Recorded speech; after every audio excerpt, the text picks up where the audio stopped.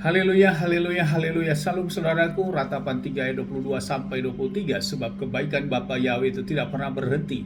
Rahmat Bapa Yahweh itu tidak pernah berkesudahan, selalu baru setiap pagi. Begitu besar kasih setia Bapa Yahweh dalam kehidupan kita, saudaraku. Kita mengucap syukur kita bisa bangun pagi kembali pada pagi hari ini. Dan semua itu karena kebaikan dan rahmat Bapa Yahweh, saudaraku.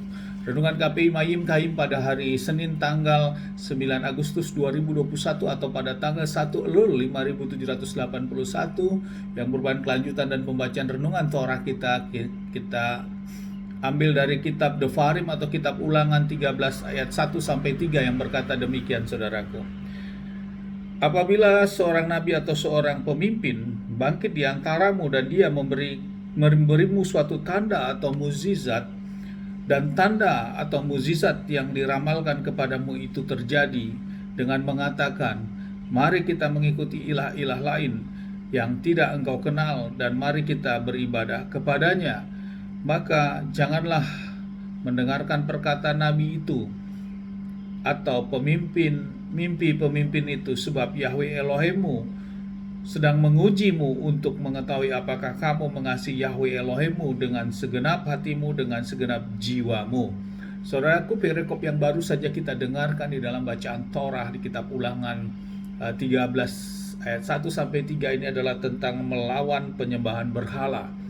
Mose kembali mengingatkan kepada bangsa Israel, saudaraku, saat mereka nanti masuk ke tanah Kanan, tanah yang sudah dijanjikan ini. Dan bila terjadi hal-hal ini, akan adanya suatu pemimpin-pemimpin ataupun suatu nabi yang memberikan mimpi atau pernyataan-pernyataan demikian, saudaraku. Dan itu terjadi dan diizinkan terjadi, saudaraku. Dan kemudian pemimpin tersebut untuk mengajak orang-orang atau bangsa Israel ini mengikuti menyembah kepada ilah-ilah mereka. Maka Mose kembali menegaskan, saudaraku, agar mereka jangan mengikuti. Dan dikatakan di sini adalah sifatnya Bapa Yahweh menguji iman kita, apakah mereka ataupun kita sungguh-sungguh untuk mengasihi Bapa Yahweh dengan segenap hati, segenap jiwa, dan dengan segenap kekuatan akal budi kita, saudaraku. Jadi makna yang menjadi renungan bagi kita bahwa betapa pentingnya untuk sikap kita mengasihi Bapa Yahweh ini, saudaraku, dengan segenap hati, segenap jiwa, dan dengan segenap kekuatan. Semenjak Torah disampaikan, hal ini yang menjadi benang merah yang harus kita dapatkan, saudaraku, dalam kehidupan kita. Sehingga hal-hal yang terjadi di luar dari hal itu diizinkan, saudaraku. Hal ini merupakan bagian dalam cobaan bagi kita untuk menjalani kehidupan. Apakah kita goyah? Diizinkan ada orang yang meramal dan ramalan itu diizinkan tepat. Diizinkan orang akan memberikan banyak hal mukjizat. Dan mukjizat itu terjadi, saudaraku, dan bisa spektakuler. Dan menjelang di dalam akhir zaman ini hal itu juga diizinkan. Namun kita jangan goyah, saudaraku. Kita sudah membaca, merenungkan firman bagaimana perjalanan bangsa Israel, karena Tuhan yang kita sembah adalah Elohim Yahweh, Elohim Abraham, Elohim Ishak, Elohim Yakub, Elohim bangsa Israel. Dan sudah ditegaskan, dan keselamatan kita di dalam Adonai Yeshua HaMashiach adalah Yahweh yang turun menjadi manusia dalam wujud manusia, yaitu Yeshua HaMashiach. Dialah juru selamat kita, dialah kebangkitan dan kehidupan kita dari kematian, dialah terang dalam setiap jalan-jalan kita, dan dialah jalan keselamatan kita. Hal itu jangan tergoyahkan dengan adanya fenomena-fenomena yang terjadi, saudaraku. Saudaraku, ini yang menjadi penekanan dan tentu di dalam kehidupan kita saat ini, sehingga kita tidak tergoyahkan, saudaraku. Selain itu, saudaraku, cara kerja daripada kuasa-kuasa si jahat ini, saudaraku, adalah juga bagaimana dia untuk membuat kita dibingungkan ataupun membuat kita menjadi sesuatu hal yang ragu dengan firman Bapa Yahweh, saudaraku. Untuk itu, bila hal ini terjadi, kita tetap kembalikan.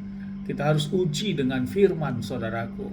Kita bisa baca kembali firman Tuhan, bisa kita melakukan diskusi ataupun sharing dengan orang yang kita anggap tepat, bisa untuk kita men-sharingkan bila ada sesuatu yang memang menurut kita masih perlu penjelasan-penjelasan demikian, saudaraku.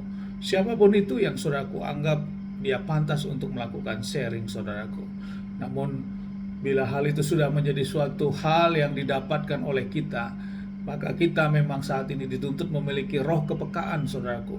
Memiliki roh yang peka. Apapun yang disampaikan, kita kembalikan kepada firman Bapa Yahweh, saudaraku. Bukan kita lihat sosok orang tersebut, apakah orang tersebut pemimpin besar, ataukah orang tersebut sering memberikan suatu pernyataan-pernyataan yang tepat ataupun terjadi, saudaraku.